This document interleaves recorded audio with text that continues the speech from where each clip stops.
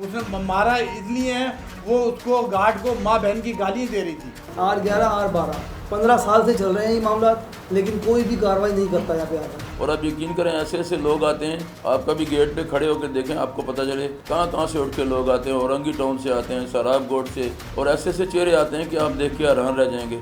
R11 R12 S18 3 flat हैं जहां पर फहाशी के अड्डे चलते हैं। बिस्मिल्लाहिर्रहमानिर्रहीम, अस्सलाम वालेकुम। नेशनल पॉइंट के साथ मैं हूँ मामदरा। नाज़रीन, इस वक्त मैं गुलिस्तानी जौहर ब्लॉक 17 नोमान ग्रैंड सिटी में मौजूद हूँ।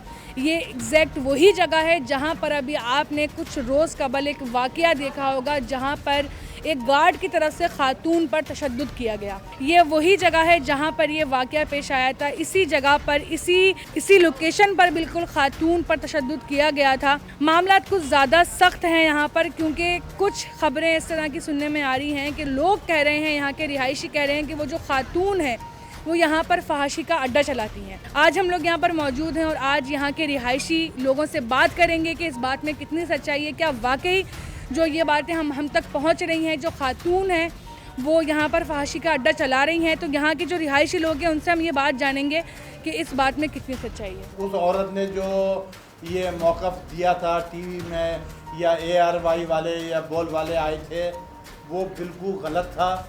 वो खाली उसका फोकस ले लिया उन्होंने जो फयास औरत थी, जो आदमियों को लेके जा, क्योंकि हम लगा रहे थे बैंड।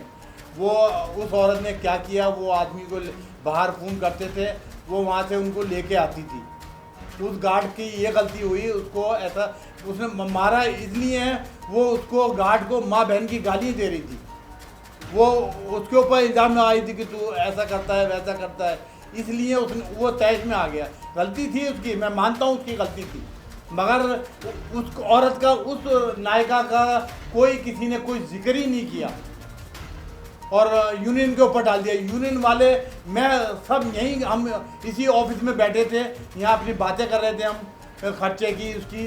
बाद में हमको गार्ड आया, उसने बताया कि ऐसे ऐसे हो गया। ये सब झूठ फराड टीवी पे डाल दिया। मैं ये आपसे रिक्वेस्ट कर रहा हूँ कि इसको फयाची अड्डे को यहाँ से ख़त्म किया जाए। R11 R12 15 साल से चल रहे हैं ये मामला, लेकिन कोई भी कार्रवाई नहीं करता यहाँ पे आकर। पैसे जलाते हैं, क्या करते हैं, कोई कार्रवाई नहीं हो रही। अब तो ये हद हो गई थी कि वो सीढ़ियों में बैठ के नशे के अंदर पेशाब कर रहे थे। सीढ़ियों में बैठ के शराब की बोतलें पड़ी हुई हैं, वो फेंक रहे हैं, शराब पी रहे हैं खूब, और शलवार नीचे करते हैं, बैठ जाते हैं पेशाब करने के लिए। यहाँ तक हालत हो गई थी। नहीं, मर्द तो बहुत आते हैं, ज़्यादातर हफ्ता जुम्मा, हफ्ता इतवार, 3 दिन तो बहुत लोग रश होता है यहाँ पे। गार्ड वगैरह ने रोकने की बहुत कोशिश की, लेकिन गार्डों को भी उन्होंने भगा दिया। हाँ, ये गार्ड की गलती थी जो उसने हाथ उठाया, वो नहीं करना चाहिए था उसको। बाकी आपसे रिक्वेस्ट करते हैं, खुदा के लिए इनसे जान छुड़ाई जाए हमारी। कोई आप प्रोग्राम करें यहाँ पे, लाकर लोगों से पूछें, रिहायशियों से पूछें, वो आपको सारी बातें बताएंगे खुल के। हमारे प्रोजेक्ट में कुछ फहाशी के अड्डे कायम हैं। अब मैं इसमें गवर्नमेंट के तमाम जो अहदेदारान हैं या जो वज़ीर आला सिंध साहब हैं, पहले उनको IG को, DIG साहब को, SSP साहब को, SHO साहब से मेरी रिक्वेस्ट है कि पहले आप आके इस चीज़ का वो मुआयना करें और उसके बाद देखें कि मैं सही कर रहा हूँ या गलत कर रहा हूँ। एक्चुअली यहाँ पे हमारी बच्चियाँ हैं, हमारी बेटियाँ और हमारे नौजवान इस नस्ल को हम क्या पैगाम दे रहे हैं, ये क्या सोचते होंगे। और फिर वो सीढ़ियों पर हर वक्त रश रहती है, आना जाना लोगों का रहता है। और आप यकीन करें ऐसे ऐसे लोग आते हैं, आप कभी गेट पे खड़े होकर देखें आपको पता चले कहाँ कहाँ से उठ के लोग आते हैं। औरंगी टाउन से आते हैं, सराब गोट से, और ऐसे ऐसे चेहरे आते हैं कि आप देख के हैरान रह जाएंगे। तो मैं ये कह रहा हूँ कि अच्छा, इसके अलावा आप ये करें, हम तो आपको बता ही रहे हैं, लेकिन इसके अलावा आप ये करें कि मेरी चैनल वालों से मेरी रिक्वेस्ट है कि आप खुली कचहरी लगा के उसमें आप आवाम के भी तासुरात लें।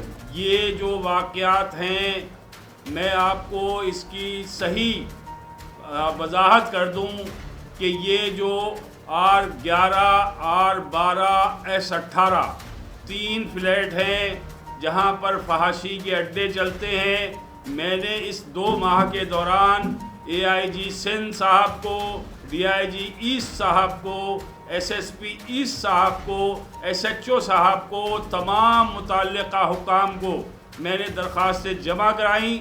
मेरे पास रिसीविंग मौजूद है। मैंने उसमें R11 12 18 का जिक्र किया है कि इन अड्डों को ख़त्म कराया जाए। मेरे पास एज ए जनरल सेक्रेटरी रिहाइशों की दरख्वास्त आई थी कि इसको ख़त्म किया जाए। जनरल सेक्रेटरी साहब, ये नुमान में फहाशी के अड्डों को, इससे माहौल ख़राब हो रहा है, हमारे बच्चे ख़राब हो रहे हैं, हमारी बेटियाँ ख़राब हो रही हैं। तो ये 10-15 साल से जो है ये इस फ्लैट के बारे में बार बार इधर उधर से इतलात मिलती थी, लेकिन मेरा थोड़ा फासला है। तो जिस तरह से ये डिटेल हमारे साथियों ने, भाइयों ने दी हैं, वो वहाँ के उस तरफ के इलाके उसी में रहते हैं, तो उस तरफ उनकी डिटेल उनके पास ज़्यादा है जो हम तक नहीं पहुँच पाती। लेकिन अभी जब ये यूनियन के इलेक्शन हुए तो इसमें जब यूनियन हमारी आई तो नासिर भाई के साथ हम ऑनरी उनके साथ काम कर रहे हैं। तो जब ये हमने देखा तो वहाँ रोज़ाना 20, 25, 30 लोगों को रोका गया, तो वो तेश में आकर जो है ये हरकतें करती थी। तो उस दिन जो है ये वाक़या बताइए कि 3 बजे रात को स्टील टाउन से एक आदमी उनके लिए खाना लेकर आएगा और वो उसको अपना शौहर ज़ाहिर कर रही है, और वो खाना लेने के लिए ये गेट पर आई और आके उस किसी भी शौहर आदमी से इस तरह के अल्फाज इस्तेमाल करेंगे, बेटी और बहन के उसके मुगल्लिज़ात देंगे, गालियाँ बकेंगे, तो लामहा उसको गुस्सा आना ही है। तो नाज़रीन, आपने यहाँ के लोगों का मौक़िफ़ जाना। लोगों ने बताया कि तकरीबन भी 15 साल से नोमान ग्रैंड सिटी में फहाशी का अड्डा चलाया जा रहा है।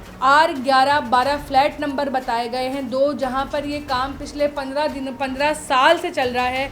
और इस बात में कितनी सच्चाई है, क्या वाकई यहाँ पर फहाशी खुलेआम जारी है, ये सारी बातें आपको हम कल के प्रोग्राम में बताएंगे, जब कल हम उसी फ्लैट में जाएंगे अपनी टीम के साथ ये देखने के लिए कि वहाँ पर क्या फहाशी हो रही है या फिर ये सब कुछ झूठ है।